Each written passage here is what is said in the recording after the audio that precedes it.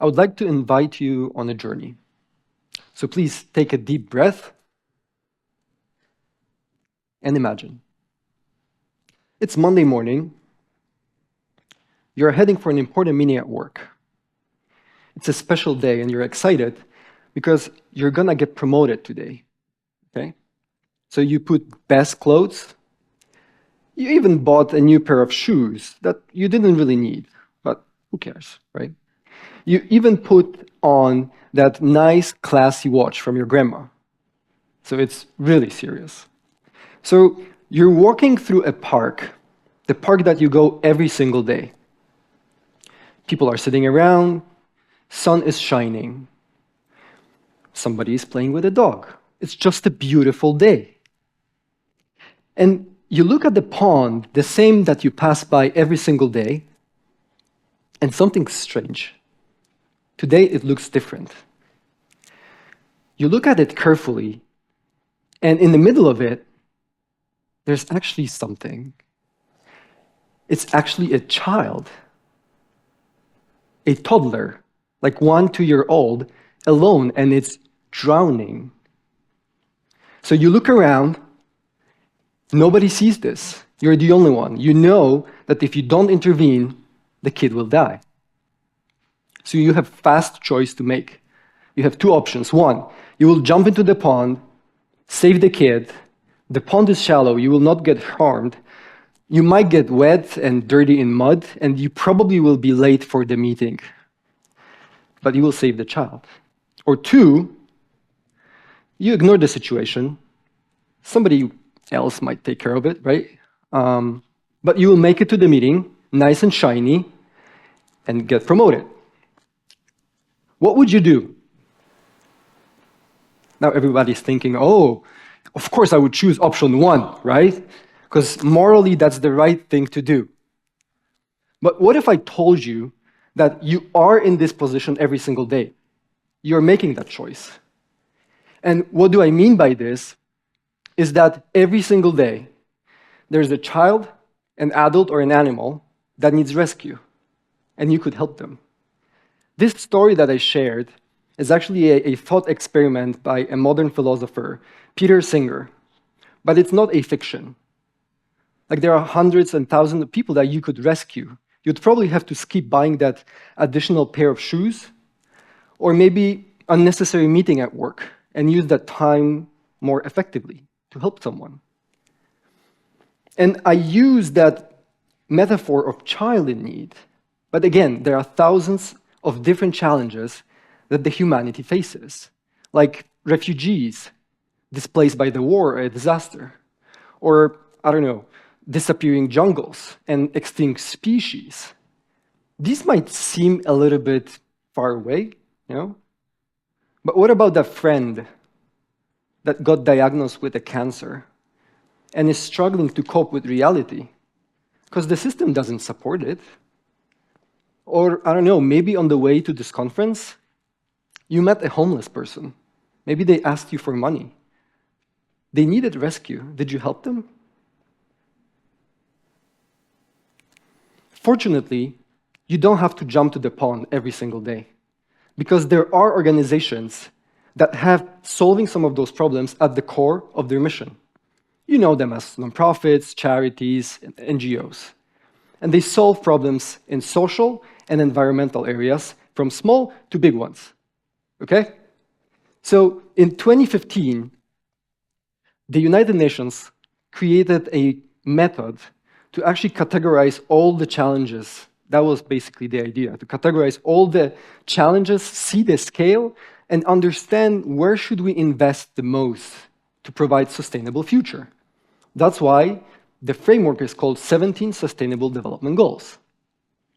They're also known as global goals or a rescue plan for humanity and planet. Very nice. But now we are in the midpoint from 2016 when they were established and before 2030 when they were supposed to be accomplished. And while defining them was a wonderful idea, because what gets measured usually gets managed, right? If we write something, then it's more probable that it happens. Defining it was a wonderful idea. We fail at nearly all of them. We fail because only 12 to 15% of the goals are on track. And this is a serious threat for humanity and the planet. And it's even more problematic because recently Bill Gates mentioned that the funding to accomplish all the goals together is short about 10 to 15 trillion dollars. Trillion dollars every year till the end of the decade. That's a lot of money. It's like equivalent of all taxes collected by all countries. Not bad, right? It seems quite hard to accomplish. So it actually calls for an immediate intervention. Like we need to invest more in impact. We need to recognize best ideas and give them boosts. And basically do whatever is possible to shrink the resource gap. On a daily basis, I run Tech to the Rescue. This is a nonprofit foundation where we do all possible to speed up solving those problems with technology.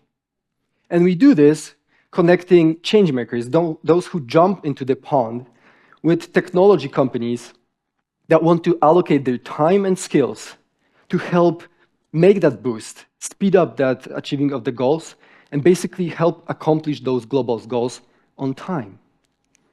So if we use the pond metaphor, I would say we give those who jump into the pond a boat or a paddle or a motor engine, but a digital boat, okay? So they can save more lives.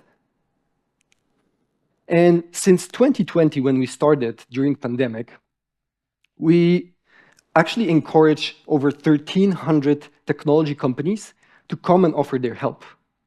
We matched over 500 collaborations in 70 countries, from Colombia to Japan.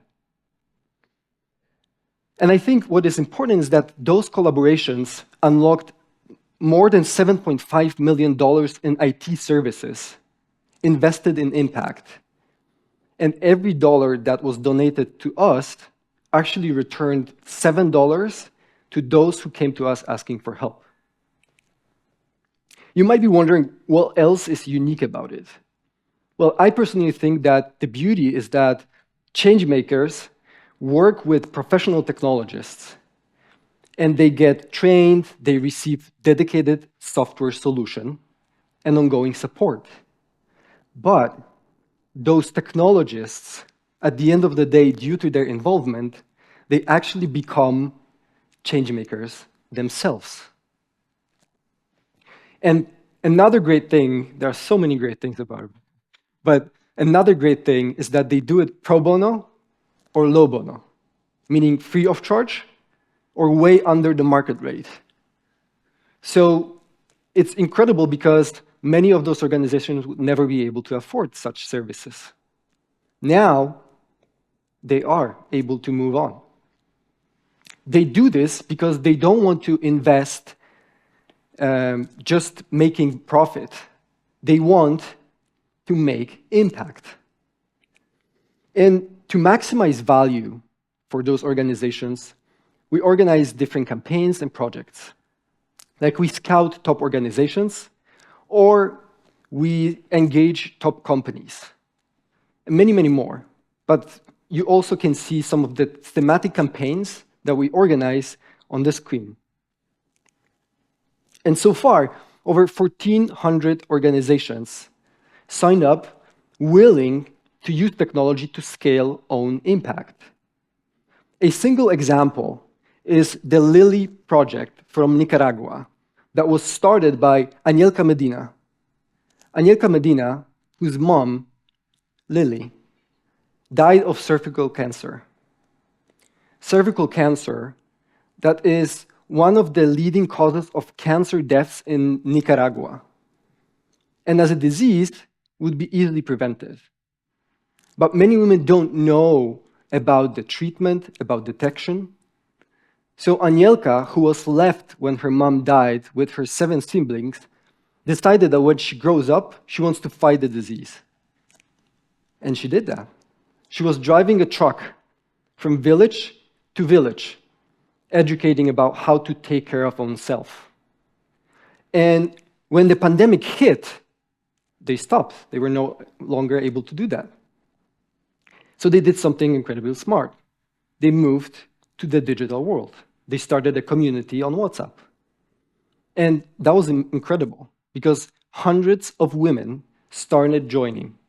They felt encouraged. Finally, they were able to share their experiences. They were able to support each other, okay?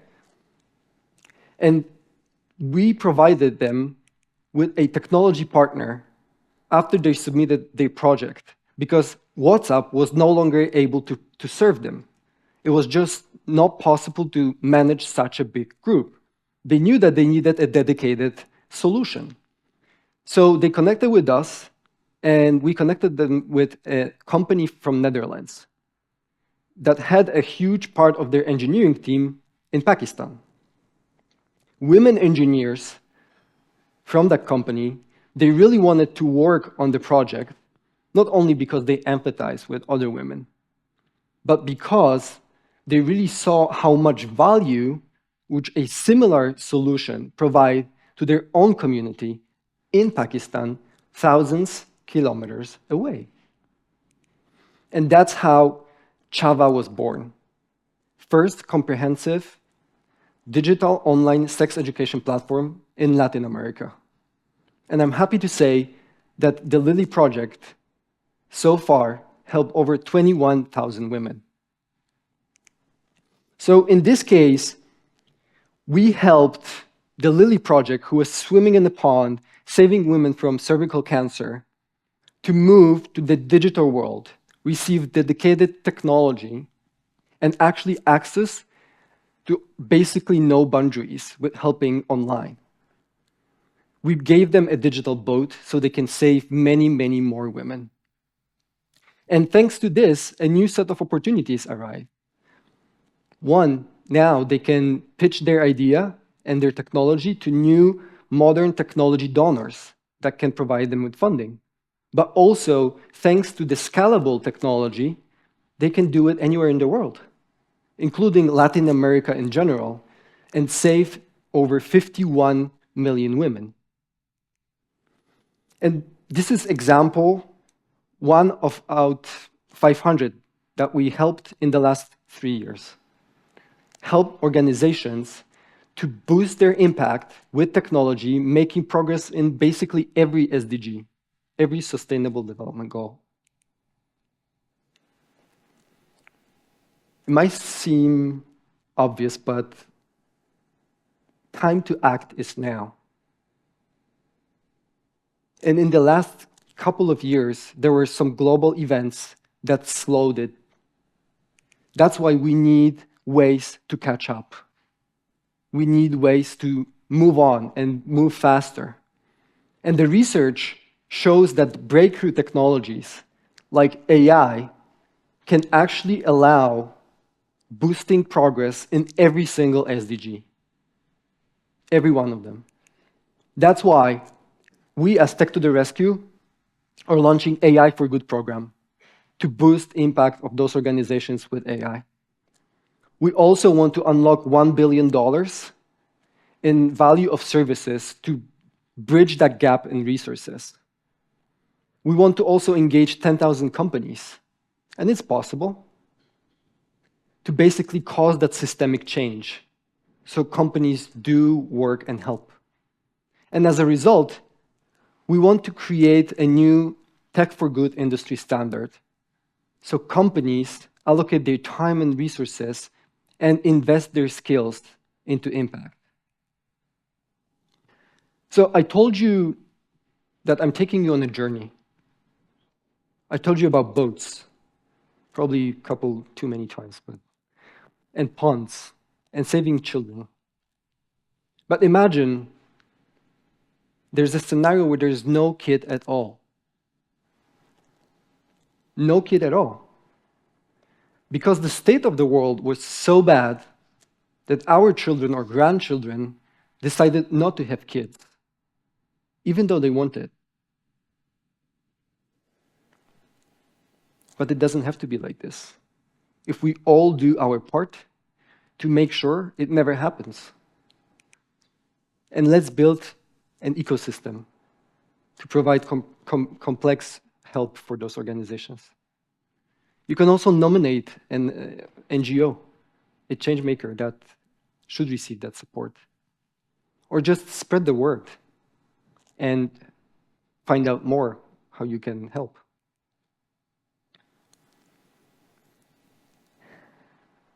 It's true we have little time. That's why we need to act right away. But if we unite, history shows that we can fix things. The only thing that we need to do is to start jumping to the pond or build more and better boats. Right? Let's do it. Thank you.